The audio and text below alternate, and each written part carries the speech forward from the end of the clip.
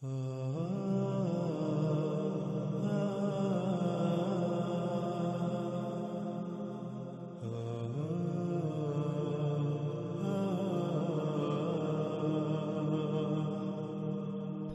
Number 11۔ ناظرین، ایک مقام پر دجال کو دیوقامت اور بڑی جسامت والا انسان قرار دیا جاتا ہے جو لوہے کی زنجیروں میں مضبوطی سے جکڑا ہوا تھا، تو وہیں دوسری طرف دوسرے مقام پر اسے کمزور، غمگین یعنی اپنے کیے پر پچھتانے والا، کراہتا ہوا، قابل ترس انسان یا شخص قرار دیا جاتا ہے۔ روایات کے عکس آپ سکرین پر دیکھ سکتے ہیں اور آپ خود انہیں پڑھ سکتے ہیں۔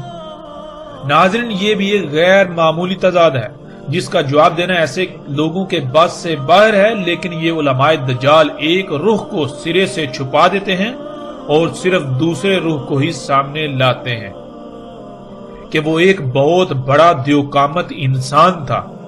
اس بات کی بھی حقیقت کیا ہے آگے اس کا کھل کی وضاحت ہو جائے گی، لیکن یہ لوگ ایسا اس لیے کرتے ہیں کیونکہ ان کو علم ہے کہ اگر اس کے کمزور ہونے اور کراہنے والی بات کو سامنے لایا جائے گا تو پھر اس طبقے نے، ان لوگوں نے اس سے ایسی باتیں منسوب کی ہوئی ہیں کہ وہ بڑے بڑے کام کرے گا جو اللہ کے کرنے والے ہیں۔ تو وہ کیسے کر سکتا ہے جو خود قابل ترس ہے، جو اپنی حالت کو ٹھیک نہیں کر سکتا، قابل ترس ہے، وہ کرا رہا ہے، چیخ رہا ہے، وہ بکا کر رہا ہے، وہ رب ہونے کا دعویٰ کیسے کر سکتا ہے؟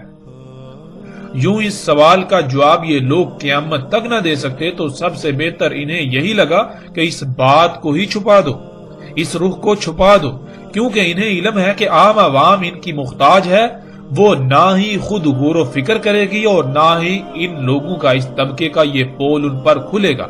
اس لیے جتنا جی چاہے دھوکہ دو، عوام کو جتنا جی چاہے دھوکہ دو، کوئی پوچھنے والا نہیں، بلکہ الٹا لوگ تعریفیں ہی کریں گے کہ کتنے بڑے بڑے علماء ہیں جو دین کی خدمت کر رہے ہیں۔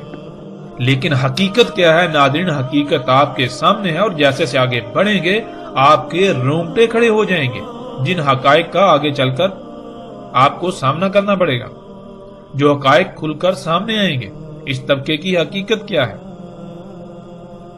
سوال نمبر 12۔ قرآن میں اللہ سبحانہ وتعالی نے صراحت کے ساتھ واضح کر دیا کہ اللہ سبحانہ وتعالی نے الرحمن ہونے کے ناطے ہر انسان کے لیے 1000 سال کی مدت کا تعین کر دیا، یعنی کوئی بھی انسان زیادہ سے زیادہ 1000 سال زندہ رہ سکتا ہے۔ اور ناظرین، اس کی وضاحت آگے چل کر قرآن کی آیات کی روشنی میں عیسیٰ ابن مریم علیہ السلام والے موضوع میں آئے گی۔ فی الحال ہم آگے بڑھیں گے۔ وہ یہ کہ جب کوئی بھی انسان 1000 سال سے زیادہ عمر نہیں پا سکتا، یعنی اپنی پیدائش سے اپنی وفات تک 1000 سال سے زیادہ مدت نہیں پا سکتا، تو سوال یہ پیدا ہوتا ہے کہ اگر دجال انسان ہے تو پھر اس کی عمر 1000 سال سے زیادہ کیسے ہو گئی؟ ایک طرف اللہ کہتا ہے کہ وہ اپنی سنت کے خلاف نہیں کرتا، اپنے قانون کے خلاف نہیں کرتا، اللہ الرحمن ہے، تو یہ کیسے ممکن ہے کہ اللہ اپنے ہی قانون اور سنت کے خلاف کرے اور اپنے الرحمن ہونے کی ہی نفی کر دے؟ پھر ناظرین، سوالات تو یہ پیدا ہوتے ہیں کہ اگر وہ وہاں ایک جزیرے میں قید تھا تو اسے قید کس نے، کب اور کیوں کیا؟ اگر یہ سب ایسا ہی تھا تو کیا اصحاب رسول کے اذہان میں یہ غیر معمولی سوالات پیدا نہ ہوئے؟ کیا انہوں نے اللہ کے نبی محمد صلی اللہ علیہ وآلہ وسلم سے ایسے سوالات نہ کیے کہ یا رسول اللہ صلی اللہ علیہ وآلہ وسلم، اس کو قید کب کیا گیا، کس نے قید کیا اور کیوں قید کیا، اسے قتل ہی کیوں نہ کر دیا گیا؟ کیونکہ جس نے قید کیا اسے اس کی حقیقت کا علم تھا تو قید کیا نا۔ اور پھر جب کہ وہ وہاں قید تھا تو اصحاب رسول ابن سیاد کے دجال ہونے کی قسمیں کیوں کھاتے تھے؟ یعنی کہ جب صحابہ کرام کو یہ پتا ہے کہ دجال تو ایک جزیرے پر قید ہے جو کہ آخری دور میں نکلے گا، آزاد کیا جائے گا، تو اس کے باوجود وہ اپنی زندگیوں میں اس وقت ابن سیاد کے دجال ہونے پر قسمیں کیوں کھا رہے ہیں؟ پھر ابن سیاد تو یثرب میں ہی پیدا ہوا تھا، جسے آج یہ لوگ مدینہ کہتے ہیں، اور انہی کے سامنے پلا بڑا۔ کیا انہیں یہ سب علم نہیں تھا کہ دجال تو ایک جزیرے میں پہلے سے قید ہے اور دجال تو مدینہ اور مکہ میں داخل نہیں ہو سکتا، لیکن ابن سیاد مدینہ میں پیدا ہوا، اس کی موت ہوئی اور مکہ میں بھی آتا جاتا ہے۔ ناظرین، کیا کبھی آپ نے ان پہلوؤں پر غور کیا؟ کبھی آپ نے غور و فکر کیا، یا پھر آپ آنکھیں بند کر کے اسی علماء دجال طبقے کے پیچھے بھاگ رہے ہیں؟ یہ جدھر جدھر آپ کو لے جا رہے ہیں، آپ ان کے پیچھے ادھر ادھر چلے جا رہے ہیں اپنی آنکھیں بند کر کے۔ کیا کبھی آپ نے غور کیا اس کا انجام کیا ہوگا؟ آپ کس کا نقصان کر رہے ہیں؟ ناظرین، آپ کسی کا نقصان نہیں کر رہے، صرف اور صرف اپنا ہی نقصان کر رہے ہیں۔ جب وقت آئے گا تب سوائے پچھتاوے کے کچھ نہیں رہے گا۔ آج وقت ہے، خدا را اپنی آنکھیں کھولیے، ورنہ بعد میں ہلاکت کے سوا کچھ سامنے نہیں آئے گا۔ آگے بڑھتے ہیں ناظرین، سوال نمبر 13۔ ناظرین، جب یہ واقعہ مدینہ کا ہے اور ایسے موقع کا ہے جب مدینہ کے تقریباً تمام انصار و مہاجرین موجود تھے، تو کیا صرف فاطمہ بنت قیس ہی ایسی تھیں کہ جن کو یہ روایت یاد رہی؟ حالانکہ یہ تو ایک ایسا واقعہ تھا جو نہایت عجیب و غریب تھا، اور اس کو کبار اصحاب رسول کو ضرور بیان کرنا چاہیے تھا، لیکن ہمیں ایسا کچھ نہیں ملتا۔ صرف ایک ہی عورت سے یہ واقعہ منسوب ہمیں ملتا ہے۔ آخر اس کی وجہ کیا ہے؟ سوال نمبر 14۔ سوال یہ پیدا ہوتا ہے کہ جب جساسہ دجال کے لیے جاسوسی کرتا تھا، جس سے ثابت ہوتا ہے کہ دجال خبروں کے لیے جساسہ کا محتاج تھا، تو پھر دجال نے جو سوالات کیے وہ تمام کی تمام خبریں جن کا تعلق قطعی غیب سے تھا، ان کا علم اسے کس طرح ہو گیا؟ جیسا کہ ایسے نظریات سے تو بالکل واضح ہو جاتا ہے کہ ایسے تمام کے تمام لوگوں کے نزدیک جو دجال کو ایک معین شخصیت اور وہاں جزیرے پر قید سمجھتے ہیں، ان کے نزدیک ایک شخص جو کہ دجال ہے وہ بھی علم غیب رکھتا ہے، علم غیب رکھتا تھا۔ تو دوسری طرف انہی لوگوں کا عقیدہ یہ ہے کہ غیب کا علم اللہ کے سوا کسی کو نہیں، تو پھر دجال جب کہ ایک انسان ہے تو اسے غیب کا علم کہاں سے ہو گیا؟ قرآن میں تو اللہ سبحانہ و تعالیٰ نے واضح کر دیا بالکل صراحت کے ساتھ کہ اللہ صرف اپنے چنیدہ رسولوں پر غیب میں سے کچھ ظاہر کرتا ہے۔ تو کیا دجال اللہ کا رسول ٹھہرا؟ کیا ناظرین کسی کے پاس اس سوال کا جواب ہے؟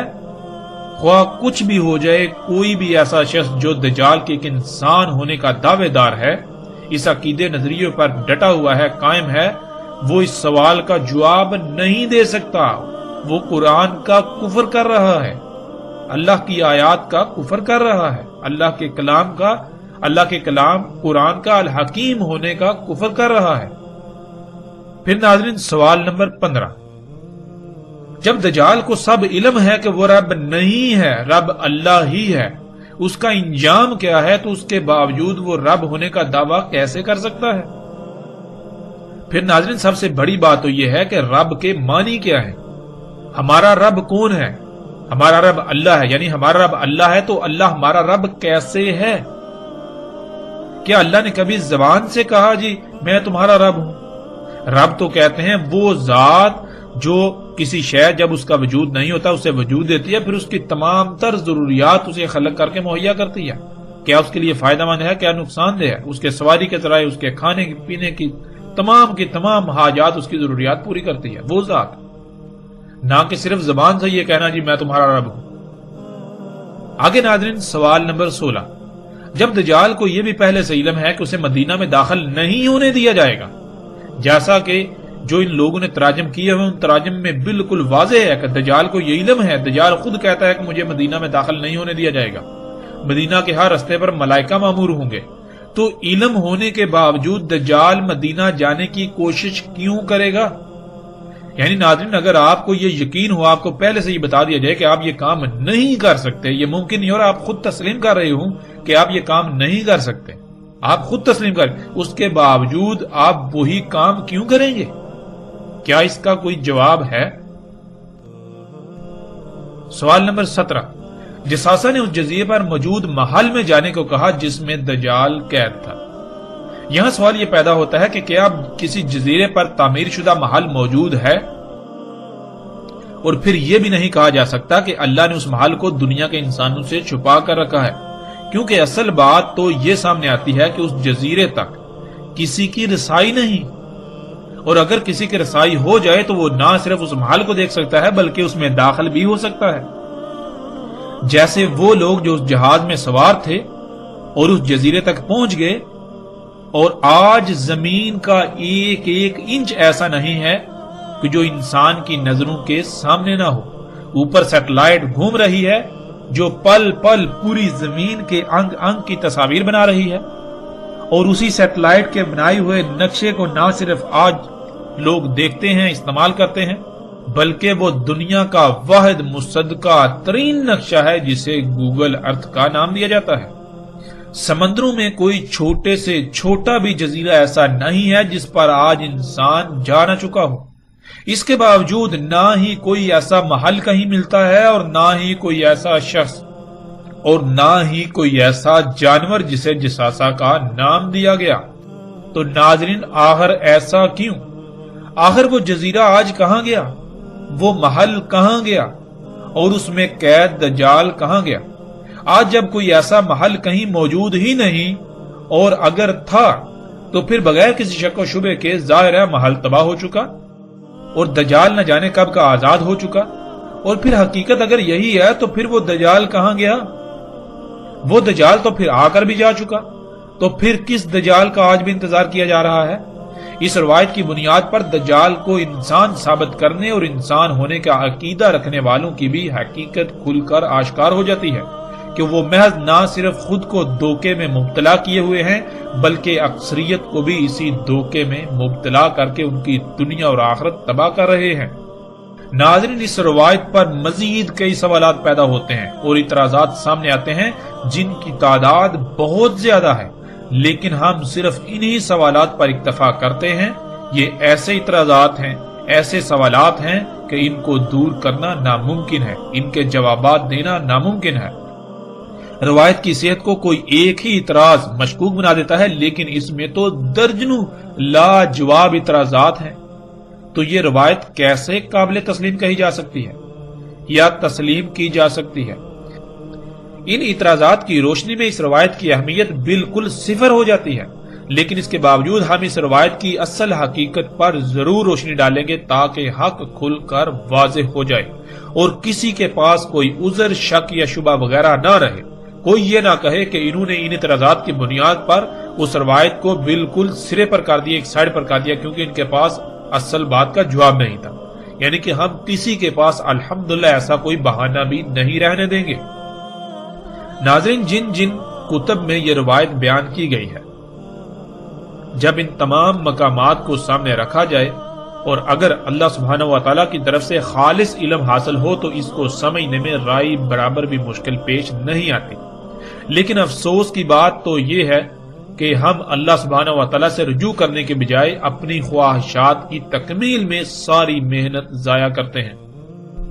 لوگ حق کی تلاش کی بجائے جو ان کے اپنے نظریات ہوتے ہیں، جو ان کے اپنے عقائد ہوتے ہیں، انہیں علم ہوتا ہے کہ یہ باطل نظریات و عقائد ہیں، اس کے باوجود وہ اپنے باطل نظریات کو ہی حق ثابت کرنے اور دوسروں پر زبردستی مسلط کرنے کی کوشش میں لگے رہتے ہیں۔ ان تمام تر سوالات کے برعکس ناظرین، اب ہم آتے ہیں اس روایت میں جو واقعہ بیان ہوا اس کی حقیقت کی طرف۔ ناظرین، حقیقت یہ ہے کہ ایسا واقعہ ضرور پیش آیا، البتہ وہ کس کے ساتھ پیش آیا یہ ایک الگ بحث ہے، لیکن جب غور کیا جائے تو یہ واقعہ تمیم داری رضی اللہ تعالیٰ عنہ کے ساتھ ہی پیش آیا، نہ کہ ان کے علاوہ کسی اور کے ساتھ۔ جب ہم آگے بڑھیں گے ذوالقرنین علیہ السلام کے موضوع پر جب بات ہوگی، یاجوج اور ماجوج کے موضوع پر بات ہوگی، تو پھر مزید ہم پر حقائق کھل کر سامنے آئیں گے جن کی روشنی میں بھی اس روایت کی حقیقت مزید واضح ہو جائے گی کہ ذوالقرنین علیہ السلام کون تھے۔ آگے آئندہ ایک ساتھ میں اس پر تفصیل سے بات ہوگی کہ ذوالقرنین سلیمان علیہ السلام تھے جنہوں نے ایک نہیں بلکہ 3 رکاوٹیں بنائی تھیں، 3 جو سد ہیں وہ تعمیر کی تھی۔ سب سے پہلے انہوں نے مغرب میں، جسے برمودا ٹرائی اینگل کے نام سے جانا جاتا ہے، وہاں ایک نحاس کی سد بنائی تھی، رکاوٹ بنائی تھی۔ نحاس کہتے ہیں جیسے یہ زمین کی مقناطیسی کشش ہے اس کو، پھر دوسری مشرق میں جسے شیطانی اسلحہ یا ڈریگن ٹرائی اینگل کے نام سے جانا جاتا ہے جو کہ جاپان کے سمندر میں واقع ہے، وہاں ذوالقرنین سلیمان علیہ السلام نے ایک سد بنائی نحاس سے، وہ مادی نہیں یعنی غیر مادی تھی۔ تیسری، ان دو رکاوٹوں کے درمیان اس مقام پر جہاں دو چٹانوں کے درمیان ایک درا تھا اس کو بند کیا۔ ناظرین، اس پر تفصیل کے ساتھ آگے چل کر بات ہوگی ذوالقرنین علیہ السلام اور یاجوج اور ماجوج کے موضوع پر آئندہ ایک ساتھ میں۔ مغرب اور مشرق والی صدعین یعنی دو رکاوٹیں مادی نہیں تھی بلکہ وہ غیر مادی تھیں جن کو نحاس کہا گیا۔ نحاس بالکل ایسے ہی مقناطیسی قوت یا کشش کو کہتے ہیں جیسے مقناطیسی قوت زمین مسلسل پیدا کر رہی ہے، جس مقناطیسی قوت کی وجہ سے نہ صرف ہر شے زمین کی طرف کھینچی ہوئی ہے بلکہ اسی قوت کی وجہ سے زمین کے گرد 7 مختلف تہوں پر مشتمل ایک حصار قائم ہے جنہیں زمین کے 7 آسمان کہا جاتا ہے۔ زمین کی مقناطیسی قوت کا ایک نارتھ یعنی شمال پول ہے اور ایک ساؤتھ یعنی جنوبی پول ہے۔ زمین کی مقناطیسی قوت کے شمال اور جنوب پول کی وجہ سے کمپاس کی سوئی کا رخ شمال اور جنوب کی طرف رہتا ہے، کیونکہ کمپاس میں موجود مقناطیسی ٹکڑا جس پر سوئی چپکی ہوتی ہے اس کو دونوں طرف سے زمین کی مقناطیسی قوت مخالف سمت میں دھکیلتی ہے۔ جیسے مقناطیس کے دو ٹکڑوں کو ایک ہی سمت میں آمنے سامنے لایا جائے تو ایک دوسرے کو دور دھکیلتے ہیں، بالکل اس طرح کمپاس میں موجود مقناطیسی ٹکڑا اس ٹکڑے کو دونوں طرف سے زمین کی مقناطیسی قوت مخالف سمت دھکیلتی ہے جس سے اس کا رخ شمال اور جنوب کی طرف ہو جاتا ہے اور سوئی وہیں ٹھہر جاتی ہے۔ لیکن اگر کمپاس کسی ایسی جگہ پر رکھا جائے جہاں زمین کی مقناطیسی قوت کے علاوہ ایک اور مقناطیسی قوت موجود ہو، بالکل وہی مقناطیسی قوت جو زمین سے نکل رہی ہے، جو زمین کی مقناطیسی قوت ہے، لیکن اس کا رخ زمین کی مقناطیسی قوت کے متضاد ہو یعنی اس کا مشرق اور مغرب پول ہو، تو کمپاس کی سوئی کسی ایک جگہ پر نہیں ٹھہرے گی بلکہ وہ تھرتھرانا شروع کر دے گی، وہ پزل ہو جائے گی، کیونکہ زمین کی مقناطیسی قوت اسے کہہ رہی ہے کہ تم نے اپنا رخ شمال اور جنوب کی طرف کرنا ہے، لیکن جو دوسری مقناطیسی قوت اس مقام پر موجود ہے جس کا پول مشرق اور مغرب ہے، وہ کیا کہے گی، وہ اسے حکم دے گی، وہ اس کے اوپر دباؤ ڈالے گی، تم نے اپنا رخ جو ہے مشرق اور مغرب کی طرف کرنا ہے۔ اب دونوں کے درمیان وہ پزل ہو جائے گی، اس طرح جو کمپاس کی سوئی ہے وہ تھرتھرانا شروع کر دے گی۔ ناظرین، اب تصور کیجئے کہ آپ کے پاس ایسی مقناطیسی قوت پیدا کرنے کی صلاحیت ہو اور آپ ایسی مقناطیسی قوت یعنی نحاس خلق کریں جس کا ایک پول مشرق اور دوسرا مغرب کی سمت ہو، یعنی زمین کے پولز کے متضاد ہو، تو زمین کی مقناطیسی قوت اور آپ کی خلق کردہ مقناطیسی قوت کے عین وسط میں اگر کوئی انسان پہنچ جائے یا کوئی بھی شے پہنچ جائے تو وہ شے وقت کی قید سے آزاد ہو جائے گی، اس کے لیے ماضی حال مستقبل ختم ہو جائے گا۔ اگر آپ اس نقطے پر پہنچ جائیں تو آپ وقت کی قید سے آزاد ہو جائیں گے اور آپ ماضی حال یا مستقبل کو جاگتے ہوئے ایسے دیکھ سکیں گے جیسے انسان رات کو خواب میں کچھ دیکھتا ہے، یعنی آپ بالکل ایک ایسی کیفیت میں چلے جائیں گے جیسے کہ آپ خواب دیکھ رہے ہوتے ہیں، لیکن حقیقتاً وہ خواب نہیں ہوگا، آپ حقیقتاً وہ سب کچھ دیکھ رہے ہوں گے لیکن وقت کی قید سے آپ آزاد ہو چکے ہوں گے۔ اور جب آپ اس نقطے سے اس مقام سے باہر نکلیں گے تو آپ اسی وقت میں آ جائیں گے، یعنی بالکل سیم وہی وقت ہوگا جس وقت میں آپ اس نقطے میں داخل ہوئے تھے، یعنی وقت گزرا ہی نہیں ہوگا۔ اور ناظرین، اس بات کو دنیا کا کوئی ایسا سائنسدان بھی غلط ثابت نہیں کر سکتا جو ایسے پروجیکٹ پر کام کر رہا ہے، اور اس پر اس وقت امریکہ، روس، جاپان اور چین بہت شدت سے کام کر رہے ہیں۔ الٹا یہ ان کے لیے ایک عظیم راز ہے، عظیم راز سے پردہ اٹھنا ہوگا، لیکن اس راز کے کھلنے سے اب ان کو کوئی فائدہ نہ ہوگا کیونکہ اب تباہی سر پر آ چکی ہے۔ ناظرین، تمیم داری رضی اللہ تعالیٰ عنہ مشرق کی طرف ڈریگن ٹرائی اینگل میں اپنے جہاز میں سفر کر رہے تھے اور وہیں ان کا جہاز گم ہو گیا اور وہ اس نقطے میں داخل ہو گئے تھے جو ذوالقرنین سلیمان علیہ السلام کی خلق کردہ نحاس یعنی مقناطیسی قوت اور زمین کی مقناطیسی قوت کا عین وسط تھا۔ جب وہ اس نقطے میں داخل ہوئے تو وہ وقت کی قید سے آزاد ہو گئے اور انہوں نے مستقبل کو اپنی آنکھوں سے جاگتے ہوئے بالکل ایسے دیکھا جیسے کہ آپ خواب دیکھتے ہیں۔ آج جو کچھ ہو رہا ہے وہ سب انہوں نے اپنی آنکھوں سے دیکھا۔ بالکل ایسے ہی جیسے کہ خواب دیکھا جاتا ہے، یعنی کہ جیسے آپ خواب دیکھتے ہیں بالکل اس طرح انہوں نے مستقبل کو اپنی آنکھوں سے دیکھا۔ وہ اس وقت عیسائی تھے اور یہی ان کی محمد صلی اللہ علیہ وآلہ وسلم پر ایمان لانے کی بھی وجہ بنی۔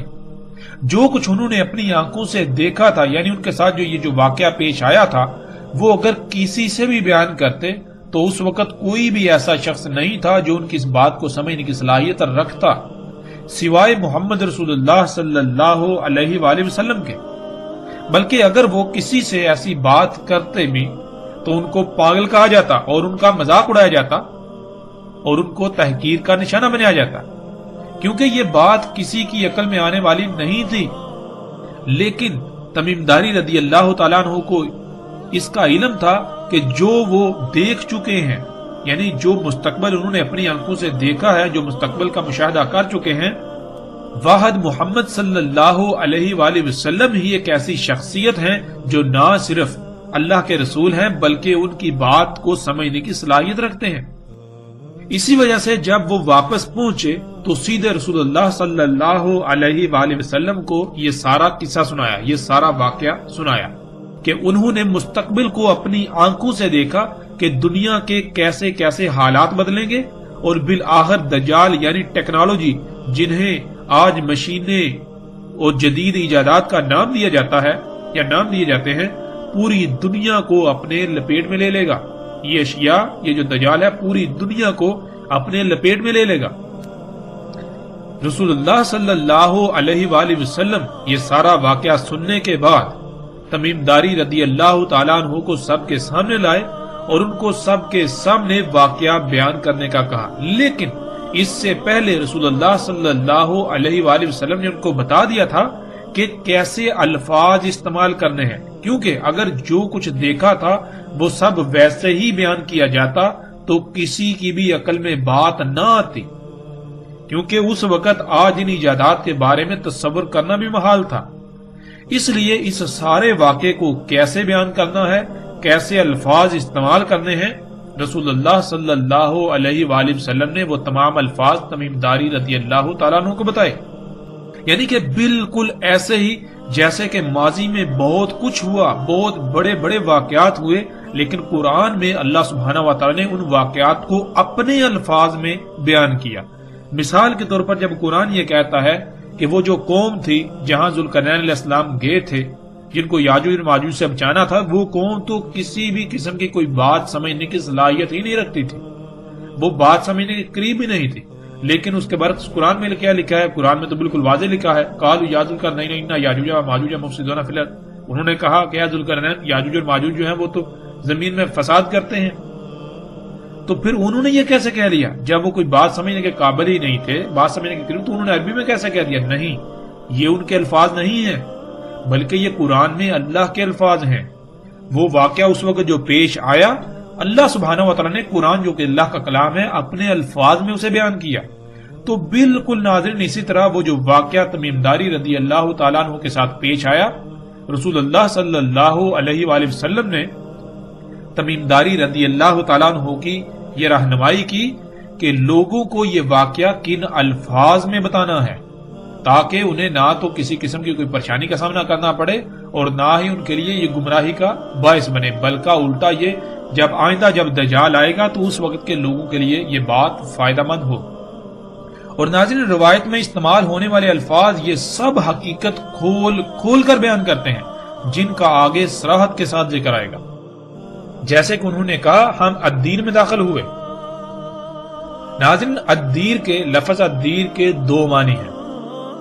اس کا ایک معنی ہے ایسا نقطہ یا مقام جو کسی شے کو تسلسل کے ساتھ اچانک انتہائی تیز رفتار سے باہر نکال دے، مثلا جیسے بندوق سے فائر کیا جاتا ہے تو گولی کے خول سے اچانک اس کا سکہ انتہائی تیز رفتاری سے باہر نکل جاتا ہے اور مسلسل آگے سفر کرتا ہے۔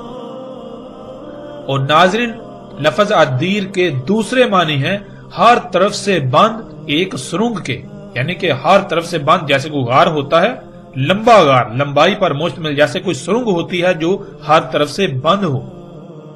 اب ناظرین یہاں ہم پہلے معنی کو لیں گے اور اس کے بعد آگے جا کر دوسرے معنی کو بھی لیں گے۔ الدیر یہی وہ مقام تھا جہاں جہاز گم ہونے کے بعد وہ پہنچے، اور اس مقام نے انہیں اچانک باہر نکال دیا، یعنی وہ وقت کی قید سے آزاد ہو گئے، وقت کی قید سے نکل گئے۔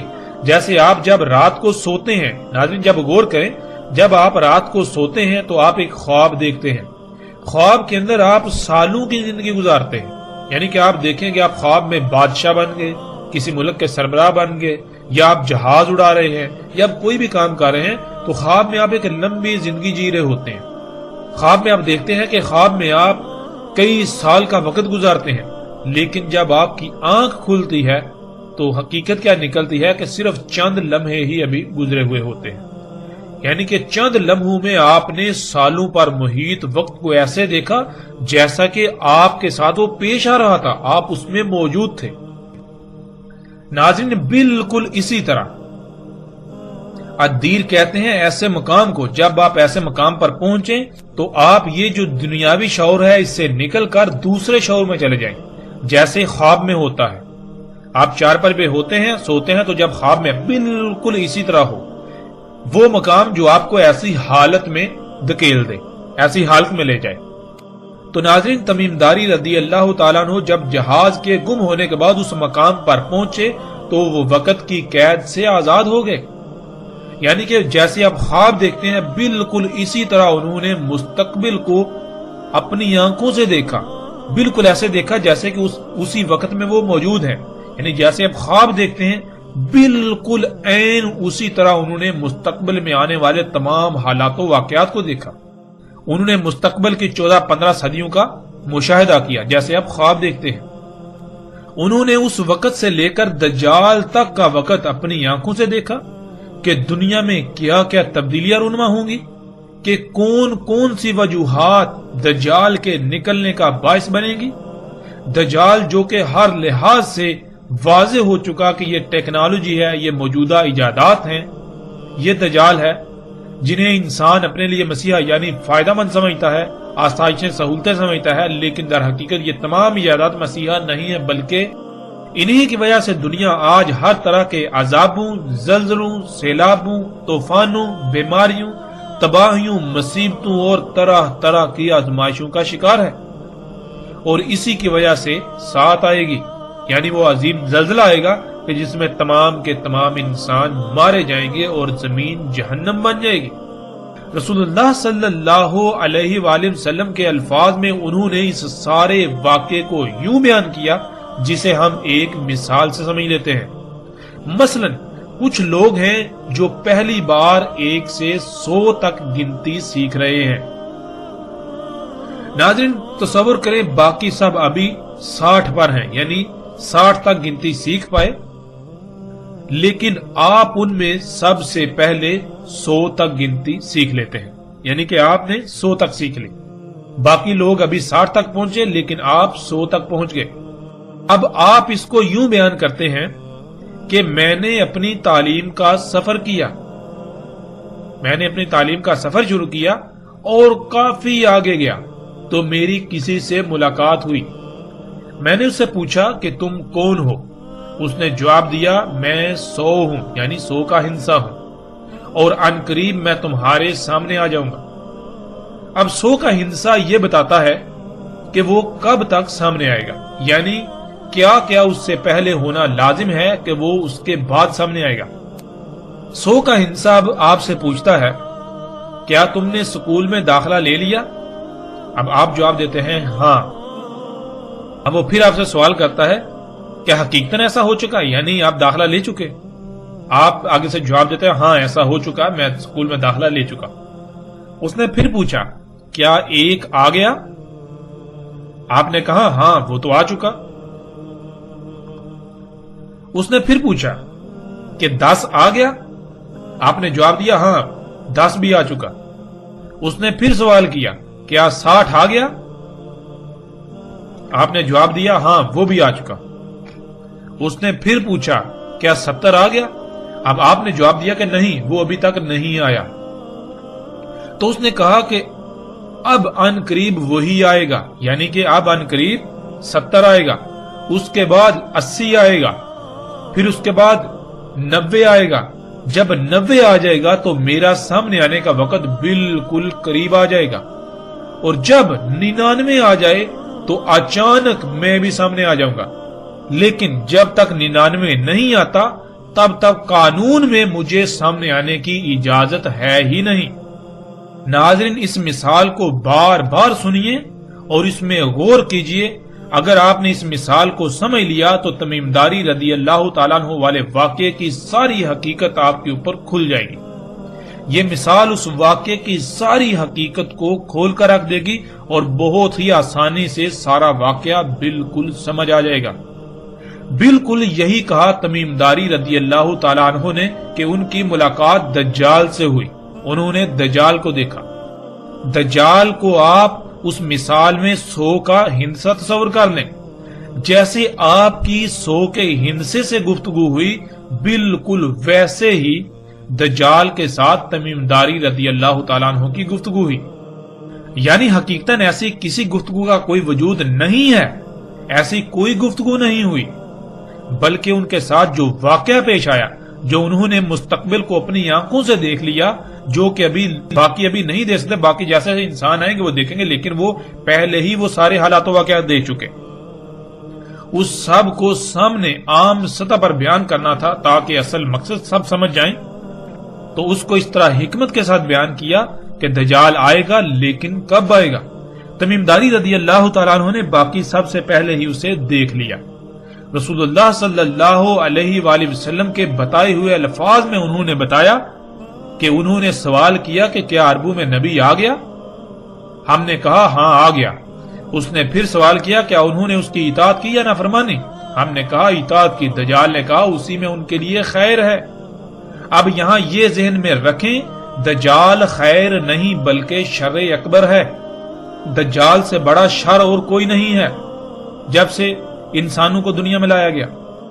تو اس نے کہا کہ اسی میں ان کے لیے خیر ہے، اس کا مطلب یہ ہے کہ جب تک محمد رسول اللہ صلی اللہ علیہ وآلہ وسلم کی اطاعت ہوگی، انہی کی لائی ہوئی دعوت پر عمل کیا جائے گا، یعنی دنیا کو فطرت پر رکھا جائے گا، اسی میں انسانوں کے لیے خیر ہوگی۔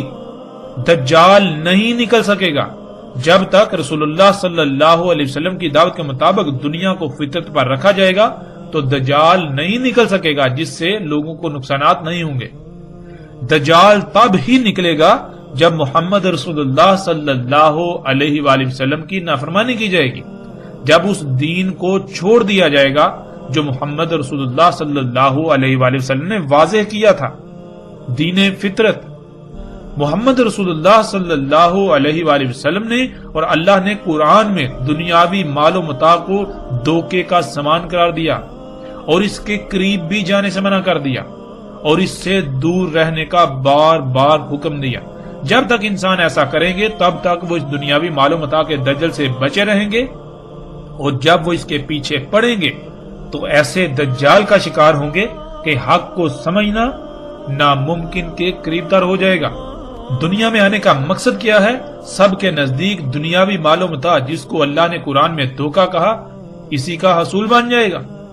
رسول اللہ صلی اللہ علیہ وآلہ وسلم نے بتا دیا تھا کہ کب تک ان کی اطاعت کی جائے گی، جیسے کہ اطاعت کرنے کا حق ہے۔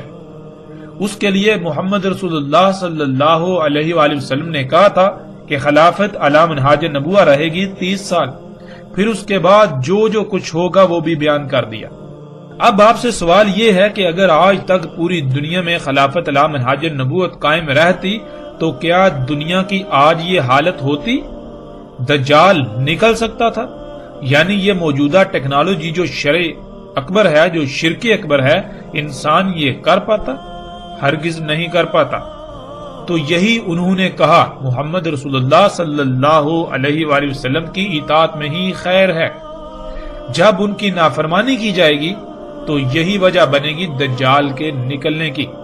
پھر اسی طرح بتدریج جو سوال انہوں نے بیان کیے کہ دجال نے ان سے پوچھا کہ فلاں ہو گیا اور فلاں ہو گیا، تو اس کا مطلب یہ تھا کہ دجال کے آنے سے پہلے فلاں کچھ ہوگا، جب تک وہ نہیں ہوگا تب تک دجال نہیں نکل سکتا۔ یعنی جن وجوہات کی بنا پر ٹیکنالوجی، یہ جدید ایجادات جو کہ دجال ہیں وجود میں آئیں گی، دجال وجود میں آئے گا، جب تک وہ عوامل وقوع پذیر نہیں ہوتے تب تک دجال نہیں آ سکتا۔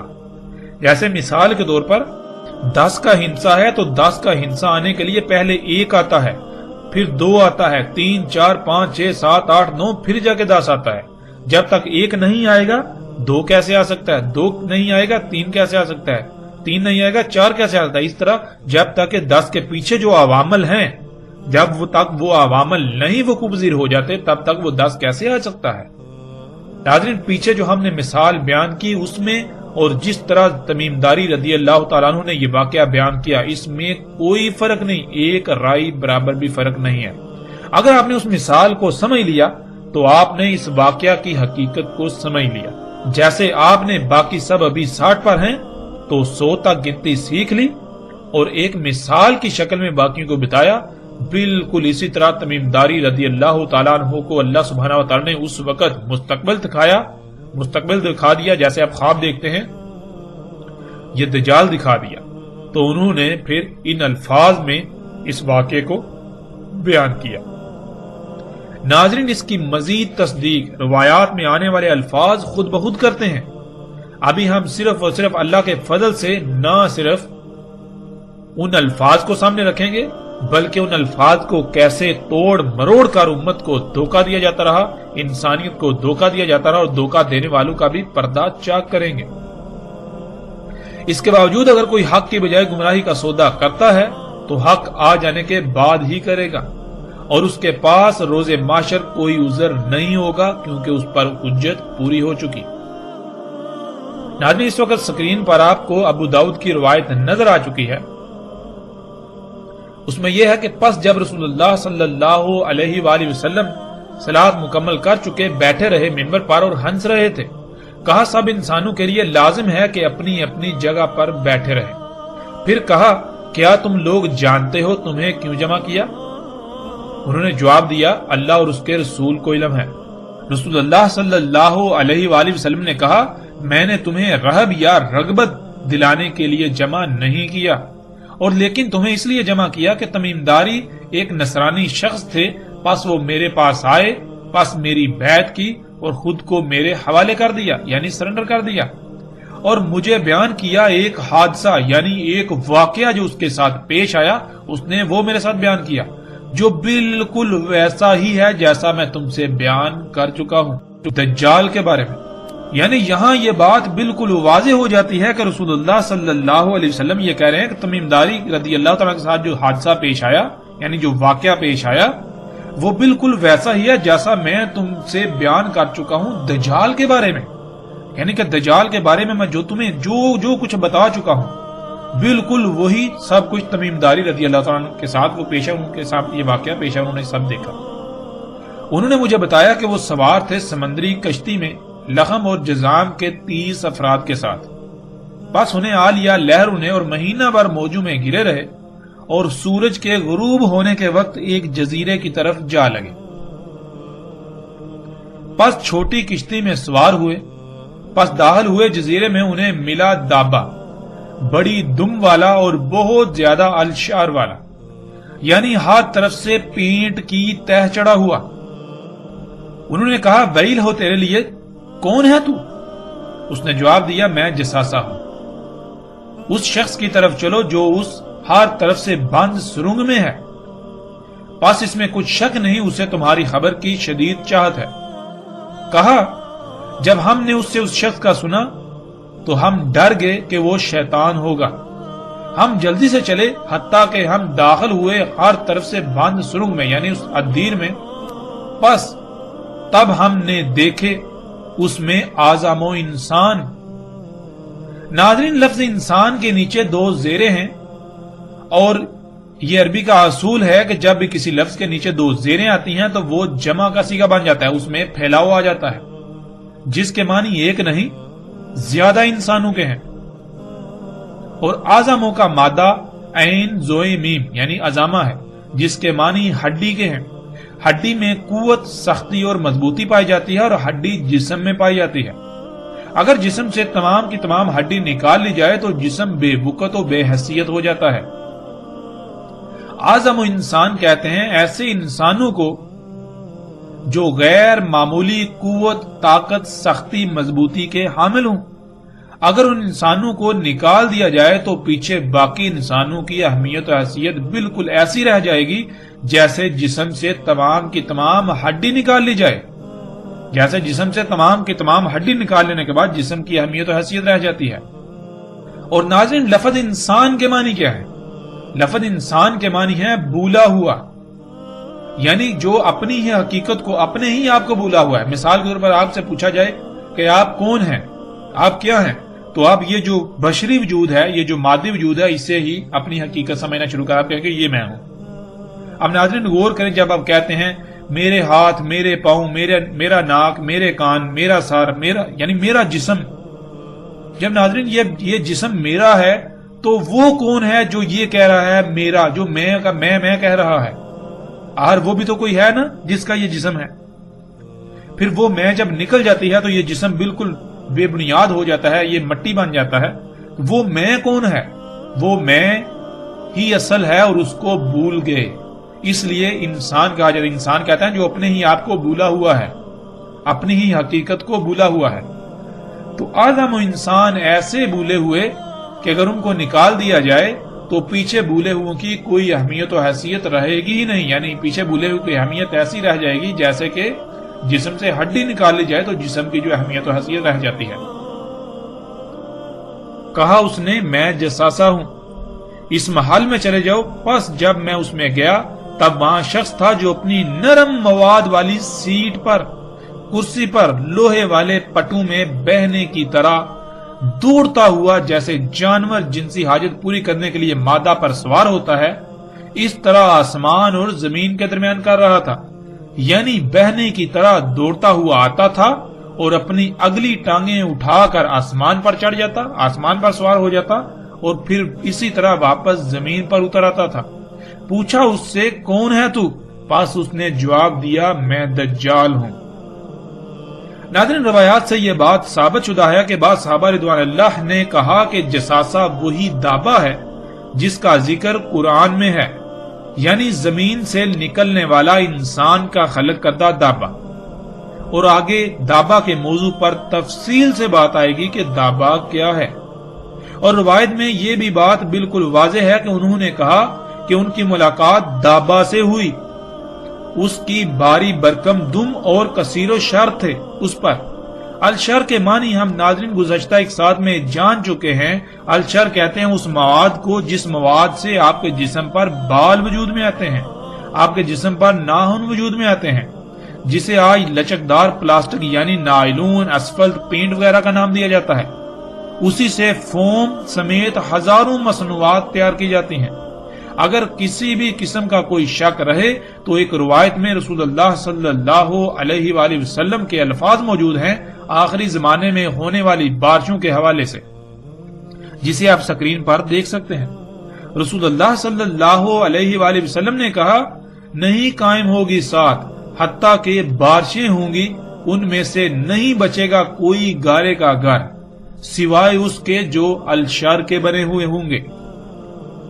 اسی طرح ناظرین ایک اور روایت بھی ہے جس کا مفہوم کچھ یوں ہے کہ رسول اللہ صلی اللہ علیہ وآلہ وسلم نے کہا کہ ان بارشوں میں سے کوئی گھر نہیں بچے گا جس کی چھت سلامت رہے سوائے ان گھروں کے جن کی چھتیں الشر کی بنی ہوئی ہوں گی، جس کا ترجمہ یہ کیا جاتا ہے کہ جن گھروں کی چھتیں بالوں کی بنی ہوئی ہوں گی وہ چھتیں بچ جائیں گی، وہ گھر بچ جائیں گے، باقی سب گھر جو ہیں ان بارشوں میں بہہ جائیں گے۔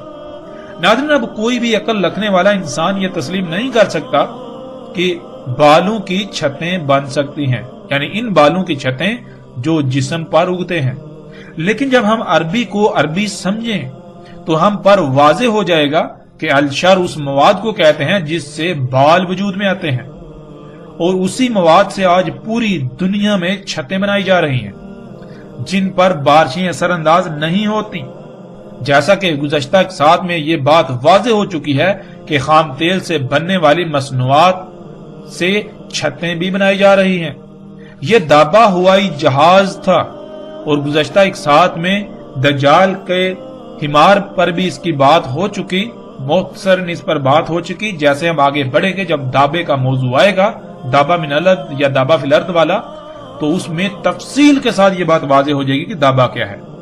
وہ دابا جس سے تمیم داری رضی اللہ تعالیٰ عنہ کی ملاقات ہوئی، وہ یہ ہوائی جہاز تھا جس کی باری برکم دم اور اس پر کثیر و شر یعنی ہر طرف سے پینٹ چڑھا ہوا تھا، پینٹ ہوا تھا۔ اب ناظرین اس کو یوں سمجھ لیں، اس مثال میں کہ آپ کی ملاقات 99 سے ہوئی، تو 99 نے آپ سے کہا آگے چلو، جو آگے ہے اس سے تمہارا انتظار ہے۔ تو جیسے ہی آگے گئے تو آگے 100 کے ہندسے سے ملاقات ہوئی۔